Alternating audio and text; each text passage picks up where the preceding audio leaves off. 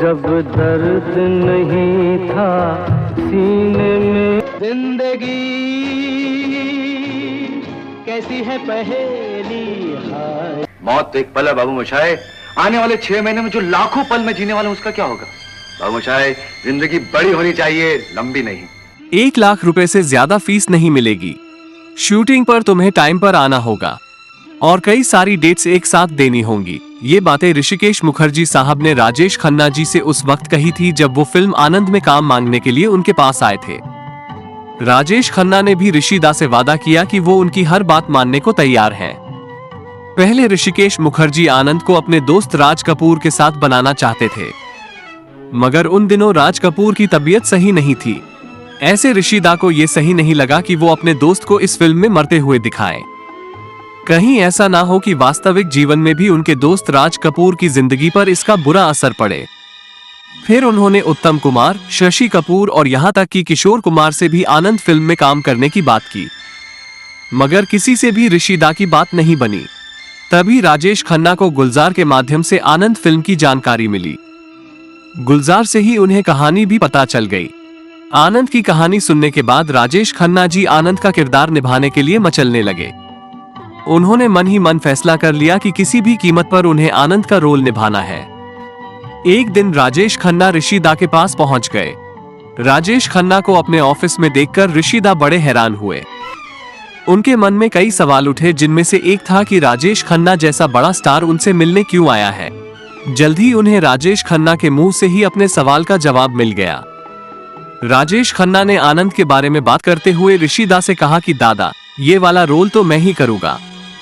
राजेश खन्ना की वो बात सुनकर ऋषिकेश मुखर्जी असमंजस में पड़ गए, क्योंकि आराधना और 2 रास्ते की जबरदस्त कामयाबी के बाद राजेश खन्ना स्टार बन चुके थे। उनकी मार्केट वैल्यू 8 लाख रुपए प्रति फिल्म हो चुकी थी, जबकि आनंद तो एक स्मॉल बजट फिल्म थी। तब ऋषि दा ने काका के सामने कुछ शर्तें रखी। कहना चाहिए कि वो शर्तें नहीं, ऋषि दा की मजबूरियां थी। दादा की पहली शर्त थी कि वो 1 लाख रुपए काका को फीस के तौर पर देंगे। उनकी दूसरी शर्त थी कि काका को वक्त पर शूटिंग के लिए आना होगा, और तीसरी शर्त थी कि ढेर सारी डेट्स एक साथ देनी होंगी। आनंद का रोल पाने के लिए राजेश खन्ना इतने उतावले थे कि उन्होंने बिना वक्त लगाए ऋषिकेश मुखर्जी की सभी शर्तें मान ली।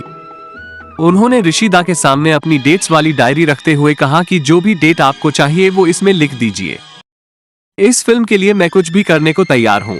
और यूं सुपरस्टार राजेश खन्ना ऋषि दा की छोटे से बजट की फिल्म आनंद के हीरो बन गए। राजेश खन्ना जी की पुण्यतिथि है। 18 जुलाई 2012 को कैंसर से एक लंबी जंग लड़ने के बाद राजेश खन्ना ये दुनिया छोड़कर चले गए थे।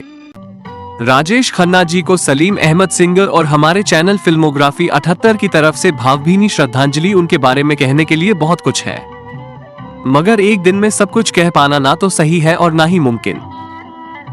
चलिए फिलहाल आनंद फिल्म का ही एक और रोचक किस्सा है, वो जान लेते हैं। आनंद फिल्म का गीत कहीं दूर जब दिन ढल जाए बहुत लोकप्रिय है। आज भी लोग ये गीत सुनते हैं, बहुत शौक से सुनते हैं। मैं भी सुनता हूँ। इसी गीत से एक बड़ी ही रोचक कहानी जुड़ी है। ये गीत योगेश जी ने कलमबद्ध किया था, लेकिन ये गीत उन्होंने आनंद के लिए नहीं लिखा था। ये गीत उन्होंने लिखा था प्रोड्यूसर LV लक्ष्मण की फिल्म अन्नदाता के लिए। उन दिनों ऋषि दा आनंद की तैयारियों में लगे थे। एक दिन वो LV लक्ष्मण जी से मिलने पहुंचे। इत्तेफाक से उस दिन उनके साथ राजेश खन्ना और अमिताभ बच्चन भी थे, और इत्तेफाक से ही उसी दिन LV लक्ष्मण संगीतकार सलिल चौधरी व गीतकार योगेश के साथ मिलकर अपनी फिल्म अन्नदाता के गीतों की सिटिंग कर रहे थे। वहीं पर ऋषि दा, अमिताभ बच्चन व राजेश खन्ना ने वो गीत पहली दफा सुना और तीनों को ही वो गीत पसंद आया।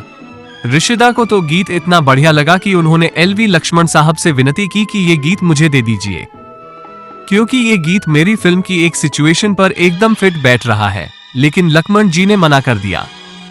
भला कोई अपनी फिल्म का गीत किसी और को ऐसे ही कैसे दे देगा?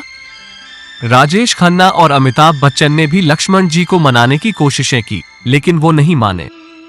इत्तेफाकन अन्नदाता व आनंद दोनों फिल्मों के म्यूजिक डायरेक्टर सलिल चौधरी थे। सलिल चौधरी ने भी LV लक्ष्मण जी से कहा कि आनंद में जो राजेश खन्ना का रोल है, ये गीत उस पर फिट बैठता है, इसे आनंद के लिए छोड़ दीजिए। अन्नदाता को रिलीज होने में अभी काफी समय है।